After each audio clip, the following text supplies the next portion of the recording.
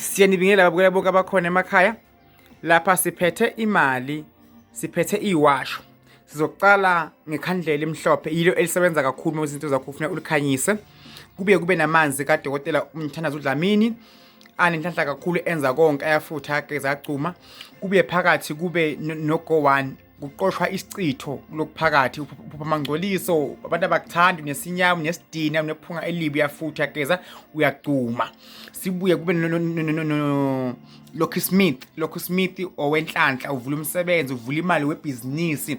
Yonke into yenza uma waqhela ngaye, wageza ngaye, wafutha ngaye, kunenge kwenzeka kuphi empilweni yakho. Lena mali iyabizeka, ize kuwe imali kuthanda, ulunywe izandla, uve lwemadlebe, kanti ngabantu bakhuluma ngawo bafuna kuza kuwe kuzothenga into zakho. Unebhizinisi, wenza into ongayenza. Isiwasho sikaMthandazo Dlamini siyakusiza kakhulu. Asikhethi ukuthi ukhoza kiphi inkonzo, ngoba isiwasho leso usakhile, wasikhulekela, wasithandazela, sinempumelo kakhulu. Insebenzo kaDokotela Dlamini Mthandazo u250 uma seyiyonke. Uyasizakala kakhulu, phinde futhi lo baba lona afaka abantu emanzini abahlamlule ithunywa.